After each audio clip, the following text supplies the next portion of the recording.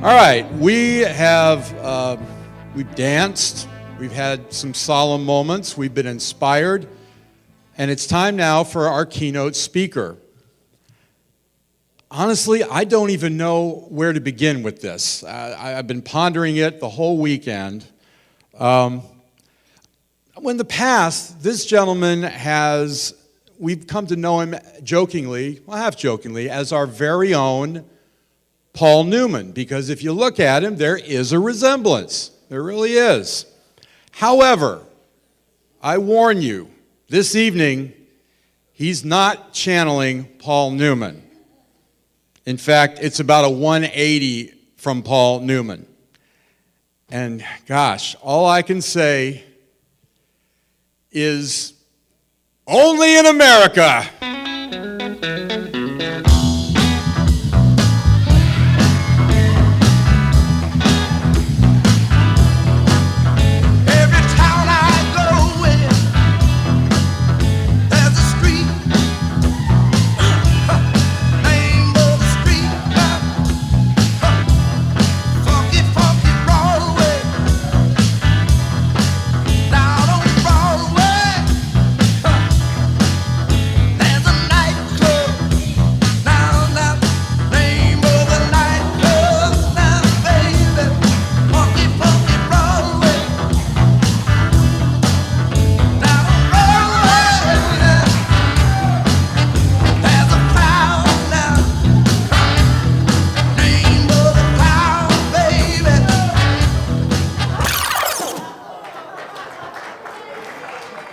I told you he wasn't channeling Paul Newman. Thank you, Don King, wherever you are this evening. Ladies and gentlemen, there you go. Ladies and gentlemen, please welcome boxing trainer and, as you've seen, entertainer. He's from the Florida Boxing Hall of Fame class of 2011. He is the one and the only Dwaine Simpson. Thank you very much. You know, I'm not really a speaker, but I better put my glasses on. I have some cards here, but I don't see that well, so I have to put big words on it. Jeez. Kind of got it. If I told Bob that if I pass out, I don't want him to give me mouth to mouth. I want to get one of you ladies out there. First thing I want to do is I want to thank Butch and Kathy for such a good meal and also allowed me to speak. And they say that especially keynote speakers are coma-inducing. Well, I'm not wrapped that tight, so hopefully nobody will get into a coma. I think, too, that when I first came out, y'all probably thought I was an albino Don King, right? I'm 82 years old. I've been in organized boxing for 62 years in every phase of it. It's been a long ride, but it's really a sport that I love. And I'm sure that all of you do, or you wouldn't be here. And a lot of people would ask about maybe why wouldn't I be the keynote speaker, because they kind of enjoy my down-home humor. Hot dang you all, I swear. God love you, bless you, and keep you, little ace. You in the back there said I want to let you know that if you scream, give them the hook, and bring on the dog and dog act, that I got my hearing aid off, and I don't hear that well. And also, if somebody in the back wants to shoot me a bird or something, I don't see that well. I know about 5 years ago, the ophthalmologist told me that I had macular degeneration. I went, I can't believe it. He said, what's that? I said, I knew I was a degenerate, but I didn't know it affected my eyesight. And I've got some props over here that you see here, things that I use to promote myself, like a unicycle and my robe with a clown on it and different stuff. I'm going to go over there occasionally because it reminds me of what I want to talk about. My memory is going too, by the way. I just want to run down my life in the start from to I know that a lot of boxers and sports people, the families they come from, a lot of times that they excel because they want to get out of the situation. Ever since I was 5 years old, I know that my mother had bought my brother and I's boxing gloves, and I never boxed anything organized, but I could hold my own with most of the kids in the neighborhood when I was 5 and 6 that were my size and around my age. I learned to box from the movie Gentleman Jim. I don't know if anybody's seen it. It came out in 1942, but it with Earl Flynn. It was about Gentleman Jim Corbett and Ward Bond. And what Gentleman Jim did, he used the lateral movement. The lateral movement is what Howard Davis, Sugar Ray Leonard, the Spinks brothers used in 1976 to defeat the Soviet Union. And that's what I did. In other words, the only way that you're going to hit me is with a damn tennis racket because I was going to be moving.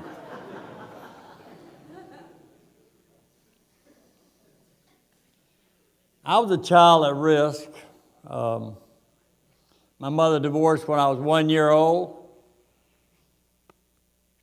And I was born in West by God, Virginia, in the heart of the coal mines. My mother worked 50 hours a week, worked 6 days a week for 25 cents an hour. This was back in the late 30s and early 40s. We lived in a coal mine-owned home, a coal mine-owned store, a coal mine-owned, and we bought all our food there, of course. And I can remember that I ate a lot of, about 6 days a week, pinto beans, mashed potatoes, collard greens, and cornbread. And on Sunday, we had meat, and it was called meatloaf. And I still love that meal, to tell you the truth. And I was talking about the meal tonight, how good it was. The only thing that I thought that I needed is if I had an RC Cola and a moon pie. I don't know if any of you are old enough to have those, but anyway, I don't want my cards to get away from me here. When I was 12 years old, my mother married a career Marine, and it was her best friend's brother, and he was a master sergeant in Camp Lejeune, North Carolina, and a whole new world opened up to me then. But one thing I had done as an organized sport was play basketball ever since I was 8 years old, 7 days a week, 4 hours a day, and not continue this through high school and college. We were state champs in high school for 2 years. I was all-state 2 years. I got a full scholarship to Western Carolina University. And back then, you didn't need to take any exams, entrance exams, or anything like they do now. All you had to do is have a high school diploma and be able to see lightning and hear thunder. It's something like what the draft, when they draft you, that's all required, not the high school part of it, but... And it paid off. I got a scholarship to Western Carolina University, and I should have gone to way below normal university because when I went there, after 3 years, I was still taking freshman classes, so I decided to drop out, and my stepfather had just got back from Korea, And he was transferred to Miami, and I went to Miami in 1954, and I've been there ever since. But the big thing is like after, I thought when I went down there, I was waiting for the draft, but I forgot that I started with school when I was 5 years old, and by the time that the draft called, it was still in North Carolina at Onslow County where Campbell June is. I was married, had one child, and one on the way. And my son back there, he's almost 58 years old now.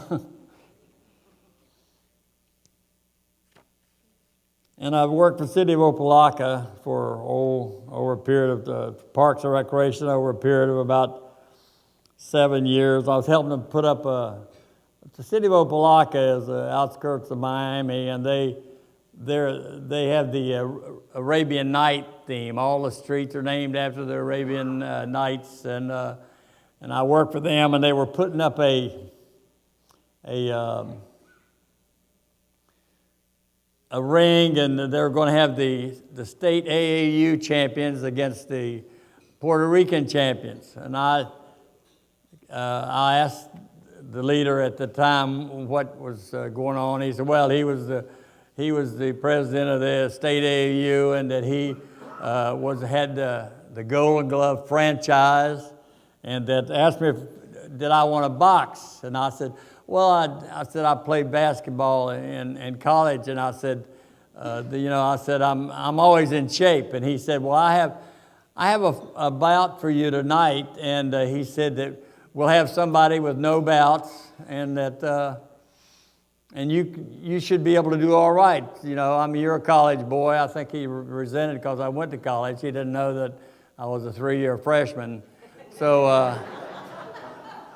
I come that night there, and I had my basketball shorts on and my white low-cut Converse All-Stars, and I had a towel around my shoulder, and I got in, and in my corner, believe it or not, if you're Jack Dempsey's junior, it was, not Jack Dempsey, I'll be all right when the swelling goes down.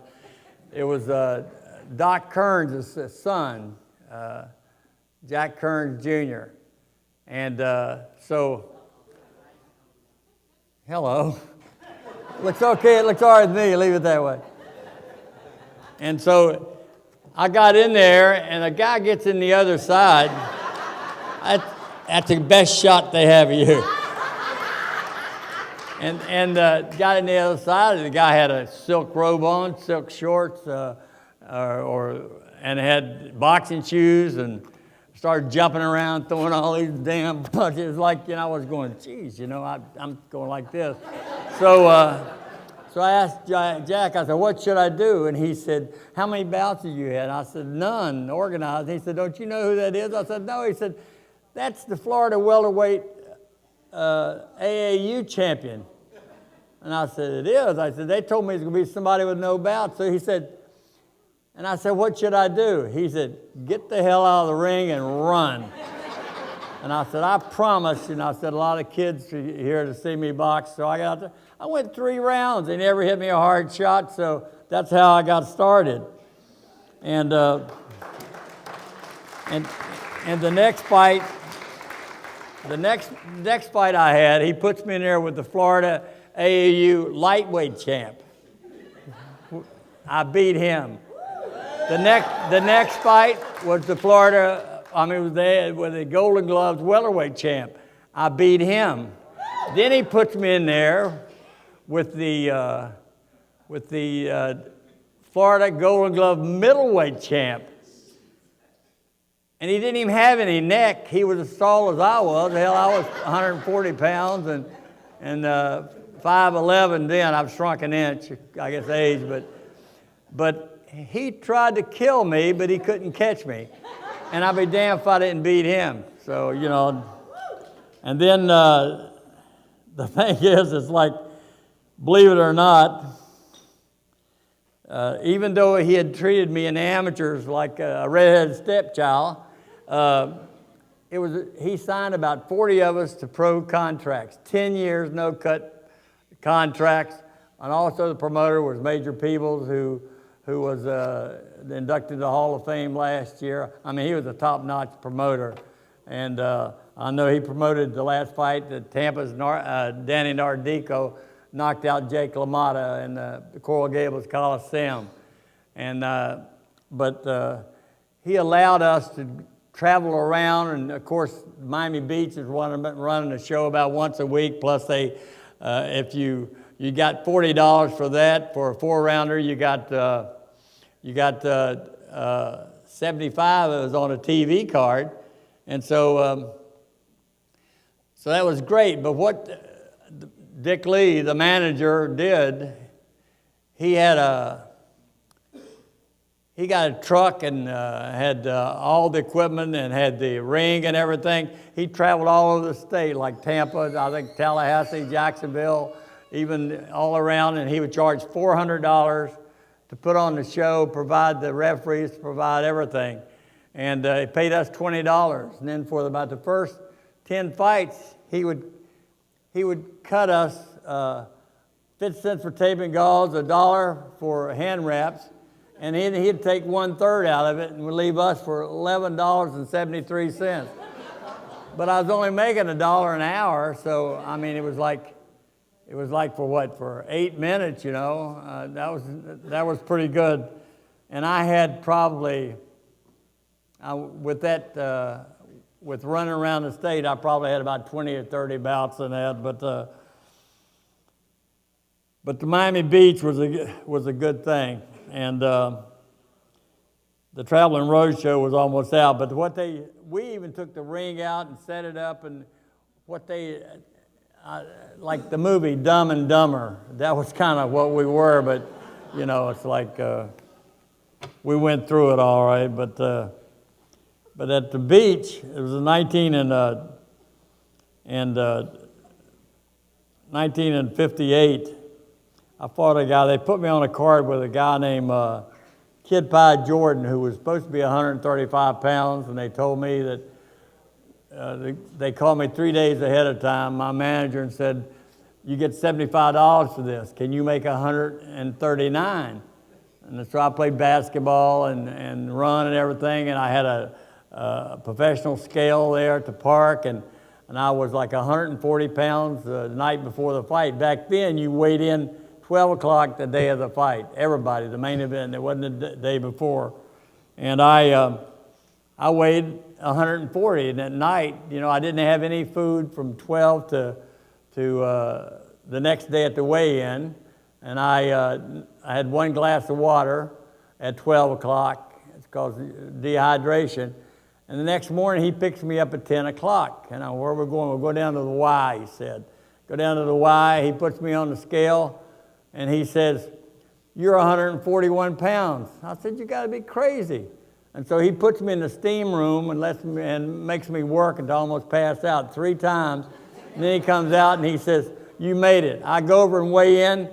Now imagine this. I was 5'11", and I weighed 137 pounds. And this kid came in at 138. And I was so weak I couldn't eat anything. And back then, you know, they'd give you a gallon of water. I drank a gallon of water, but the whole thing is now they say it takes 48 hours to get it back in your system the right way. But anyway, I did all right for 2 rounds, and then I died.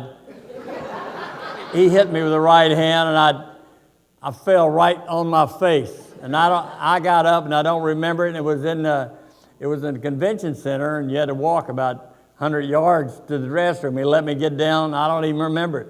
Let me down, get down, walk all the way back. And when I woke up in the shower with my robe and my shoes and everything on, the water pouring out, what the hell am I doing in here? and I come out and looked in the mirror. I looked like a cross between a robin that forgot to fly south for the winter, or like a drowned field mouse. I couldn't pick it out. But man, I'll tell you one thing, never again would I go through that. And another fight I had at the beach, and I don't know if somebody here might know him, it was a guy named Gene Robinson. And I didn't see him because I had to work, and so they said, you know, they'd weigh me in that night. And this Gene Robinson, He was from up in Jacksonville area. And Willie Pastrana, who was the light heavyweight champion of the world, he had problems with women, you know, and Angelo Dundee had sent him up there. And I mean, Willie, you know, if he sees a woman, all he wants to do is kiss and giggle and play sissy games, you know. And so they sent him up there, and so to train. So anyway, this Gene Robinson, he got in the ring, and I was going, I mean, this guy looked like he was my height, and it looked like every muscle in his body was taken out and polished and put back in. And I'm thinking, and I can relate to this because 2 weeks before that, I entered the Mr. America contest, and they took my citizenship papers away. So, you know, I can understand about how you're built. Anyway, he wanted to kill me. I went the distance with him, and I actually won the fight. I had to slap him 5 or 6 times and hold on, and he would throw me around like a rag doll. And then after it was over, I'm telling you, he talked to all the people around there. He wanted to go to my house and beat the hell out of me. He wanted to try to find out where I lived. I took my $23 and went home. But it would had to be, I was with my wife, flight attendant, my lovely wife of 37 years. And we dated 10 years. We didn't want, you know, we didn't live in sin or anything, because we didn't live together. But anyway, we're on our way to Los Angeles. And she gave me a newspaper that had a full page in it about Gene Robinson. They had been incarcerated for years. This is 20 years later. For years, he was a white supremacist. He beat up people in the prison. Said he hit them so hard that it took the hair off their head, you know. And I'm going, my God. And said he fought in most of his fights. He was 12-0 as a pro, and he fought most of them in Miami. And that was one fight that I had that was in BoxRec. And I told my wife, I said, I beat him. I said, you're looking at a real man, you know. You couldn't have got a crane and got me in a damn ring with him again. And Willie lost that night against Gregorio Peralta, and he come back and stopped him in a title fight. But anyway, so I just want to get over here. I set this up so I wouldn't forget if I was going to say anything. It's like, this is like I cut my salary for $11.73. After I got $40, I got $24.46. This was my robe. I don't know why the clown was put on it. By the way, women, I sewed the piping on this. Well, I'm so talented. I make all my own clothes. These are my first pair of boxing gloves when I was 5 years old. We played bigger. This was a basketball. Western had to remind me. But the thing is, when I fought in the amateur, the first thing, see, I forgot something. I'm standing up there, so the president comes up and says, do you have a cup? And I went, no. I said, what do you need a cup for? He went, he said, he handed over, he handed it, this is it. He said, he handed this to me, and he said, I said, what is this, go over your nose or what? He said, no, you put that inside. I said, well, it looks so small. He said, it'll fit you. And I said, how do you know? He said, you got little hands and little feet. I don't know what that meant, but until later on. I'm supposed to time myself, and I forgot. But anyway, so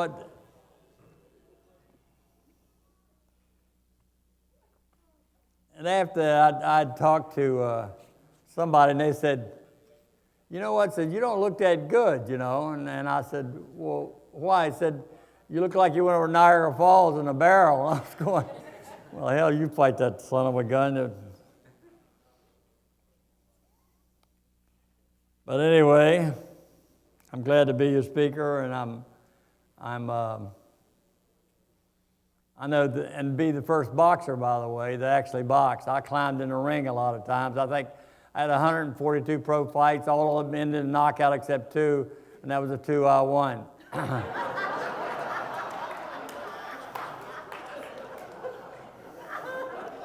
But the one that said he was a boxer, he had 4 fights over 2 years, and lost 2 and won 2, 4-rounders. So I wouldn't exactly say he climbed through the ropes that many times. And I had 5 fights once in 10 days, and I won them all, but not against good competition. It was 2 6s and 3 4-rounders. I mean, it wasn't good unless you think that, let me see, the fights were with Goldilocks, Little Red Riding Hood, Snow White, and 2 of the dwarfs, so you can't really count that too much. I had 2 fights in Little River. Little River Arena was my base. They had 1 show a week for 7 years, so it wasn't too difficult to get a lot of fights in.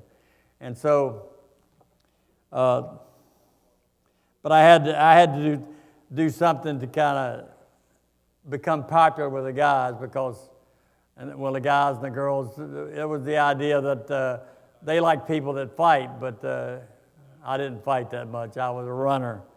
But I saw the movie about Southpaw, and it reminded me of the only Southpaw I remember fighting.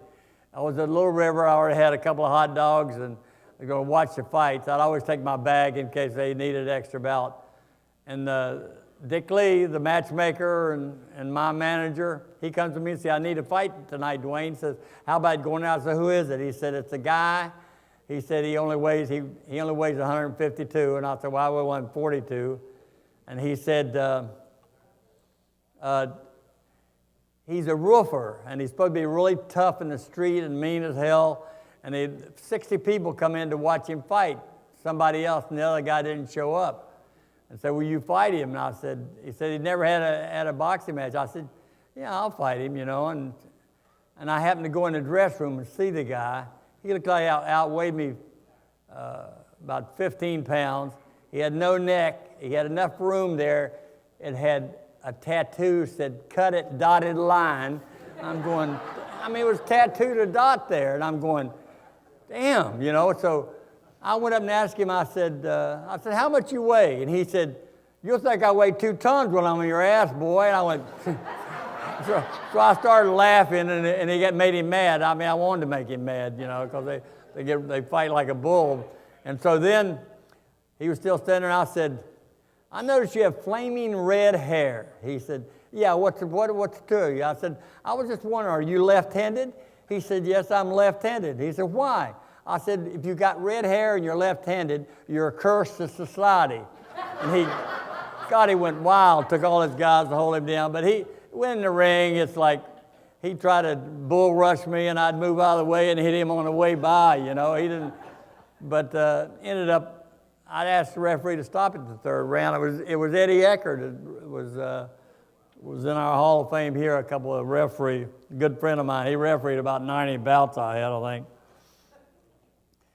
But the next fight I had at Little River, I don't know are you getting bored? No. Oh. Yeah. Well, the next fight I had was against Gordon Lott. He had just beat the 10th ranked middleweight in the world. And he had fights at Little River, so they wanted him to come back with a dead man, a tomato can, somebody had easy fight, so they picked me. So they only paid $40 for the 8-round main event, but they didn't promise me. I told Dick Lee, I said, "I'll fight him for $100. And he said 3-minute rounds. I said 2-minute rounds. I knew I wasn't going to last anyway. I didn't give a damn about the rounds because he was way too good for me. So I went there that night, and I knew he was too good for me, but I used humor to try to when not stressed. I wasn't stressed about fights. I was actually scared to death. I use humor, you know. So I told him that I saw in the phys ed journal that you can recuperate 7 times faster by laying down with your feet elevated as standing up or sitting down. I said, I've been using it in practice. I said, it really makes me feel good. And so it made all the papers. So everybody, Simpson's trying new theory. So I told Eddie Eckert, who's also the same referee, he's a good friend of mine, thank God. I said, look, I said, you know this guy's way too much for me, Eddie. I said, don't let me get hurt, you know, don't let me get hurt. And he said, don't worry about it. So I'll tell you, I go out there, he tried to kill me. And he hit me right before the end of the round started, and I didn't even think I was even going to have a chance. But I started doing the James Brown, you know, and I didn't know what was happening. But I told the newspaper what I'm going to do is I'm going to lay down with my feet elevated. So I go back in the corner, they lay the robe down, and I lay down and put my feet on the bottom row. And I got Howdy on one, and I got Folks on the other, and the people went wild. It made Ring Magazine's the laughs of the year for 1964, by the way. And then he said he had promised me I'd fight him in Savannah for $500. $500 then was like 25 or 30,000 now. And he promised me no matter how the fight come out, but then he said it got too much publicity and they'd think he got another dead man. So, you know, you can't win for losing, I guess. But that's about it as far as my boxing experience. I had a lot of fights, but what I try to do is promote myself. And they had an article about it. I rode a unicycle all the time for my road work because you got to pedal all the time. It gives your rear end a ride, and you don't have to worry about you don't have to worry about hurting your legs on the pavement or concrete or something. When I was in Western Carolina, I learned how to clog. These shoes come from 1952. I don't know if you ever seen clogging with it.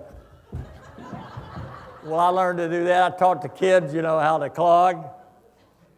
Also, my son said I should play, but I'm giving up on this. Rhythm and blues has been my favorite music. Like this guy here is fabulous, that sang earlier. Rhythm and blues is but I can't sing. But what I did is, all you need is 3 chords, whether it's hillbilly songs and I used to get out there and play for the first and second graders and sing them songs, and they didn't like what is. God, I feel so embarrassed after he sang. It's like put on your red dress, baby, 'cause we're going out tonight. Put on that red dress, mama, 'cause we're going out tonight. You better wear some boxing gloves, in case some cat might want to fight. Well, anyway.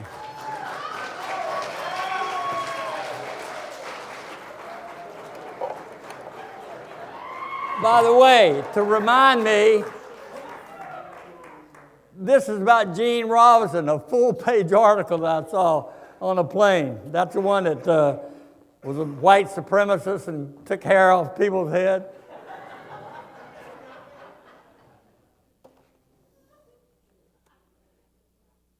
And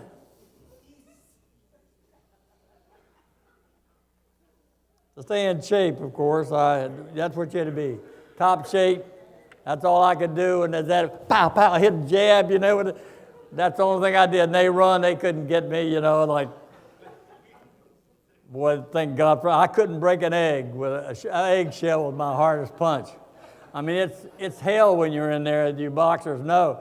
You hit somebody with your best punch, and they smile at you, say, oh my, I mean, it's going to be rough tonight.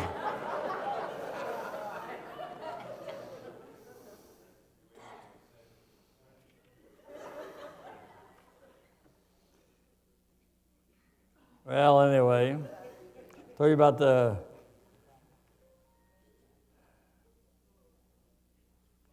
Ferdy Pacheco had said in one of his books that I was the king of the four rounders. And he also said that, at least I got some recognition. He also said that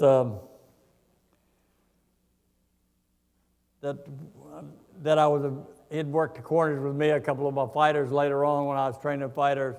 He said I was a very good trainer and said I was a humorous cracker. What's a cracker anyway? I don't. Well, at least he gave me a little publicity in his book.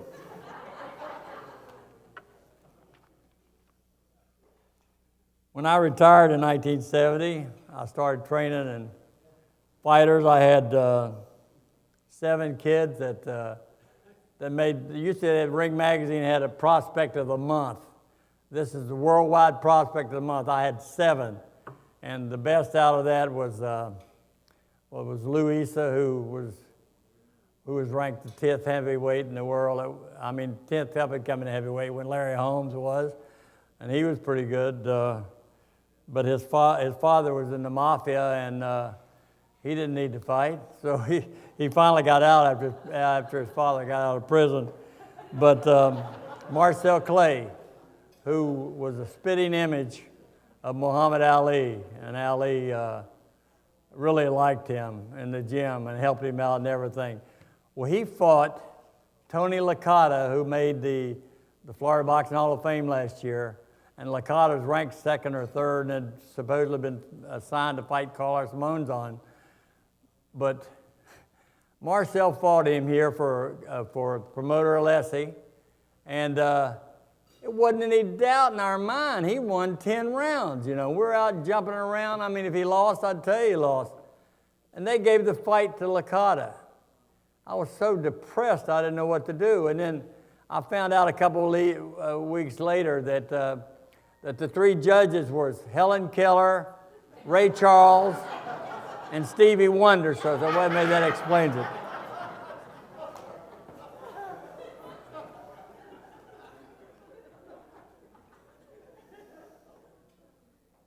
But you know that, you don't believe it or not, but the Sir John Club, they had the club night beat downtown, and all the top entertainers from the beach would stay there at night. This was like in the early 60s.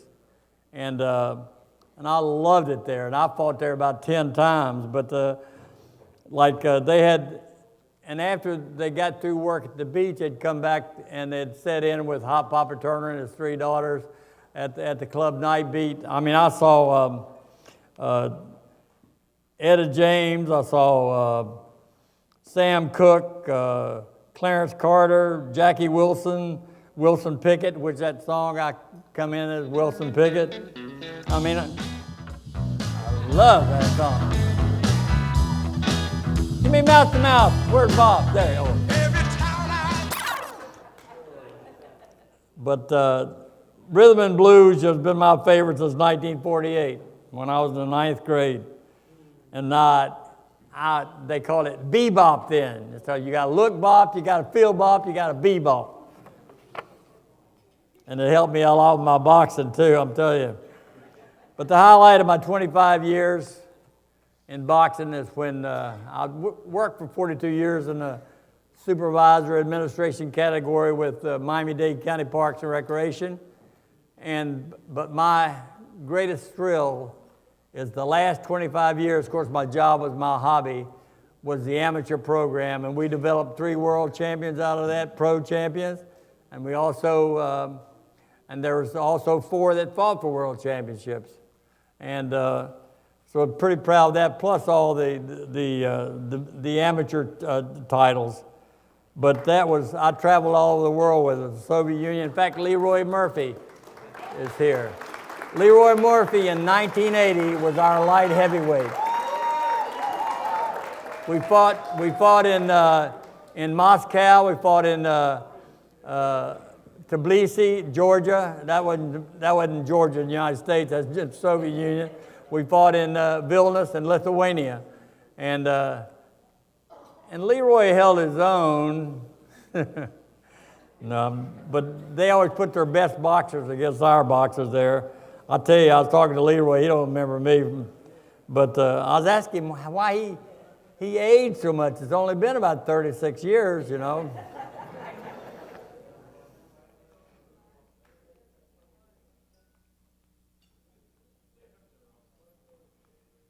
But anyway,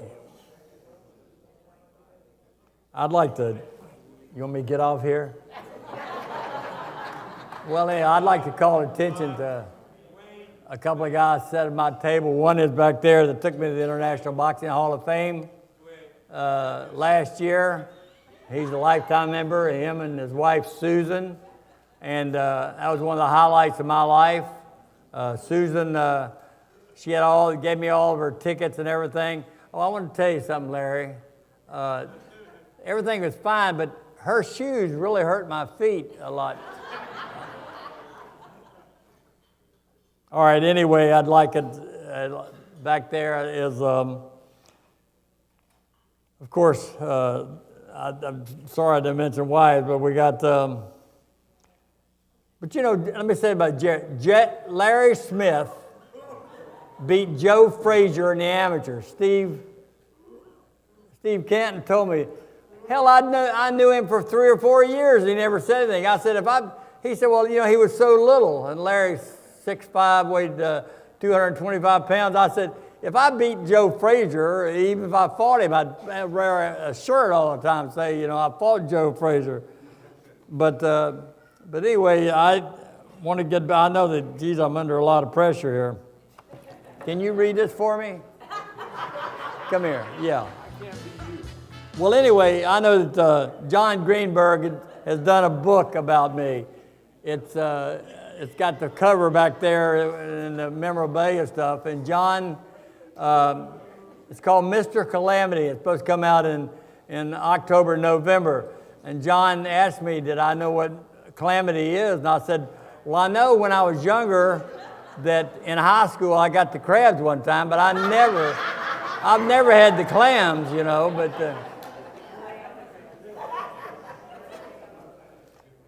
Well, anyway, I'm glad I got Jessica Welch back there. She, along with RJ, won the National Collegiate Championship this year. And also, I'd be remiss if I didn't mention something about Ali. This is like Don Cogswell asked me to write something about Ali, and I wish you'd read this, because I probably can't even see the damn thing. It's what I felt about Ali, and I knew him as Cassius Clay. He was like 18 years old, and I was 26 years old. And I'd been fighting pro for 4 years, you know, and of course he didn't pick me up and kiss me or anything like that because I was too big. But that's what most people say. Yeah, he picked me up and kissed me when I was 5. Anyway, I'd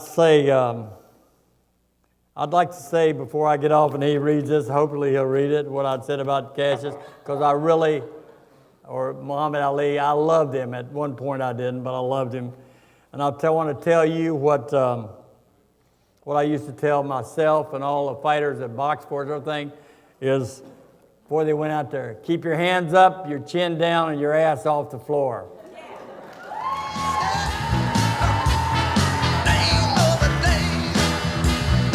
And this, wait a minute, for all you cowboys out there, remember this. You can pick your nose, but you can't wipe your friends on your saddle. I'll leave it to you to pick that out.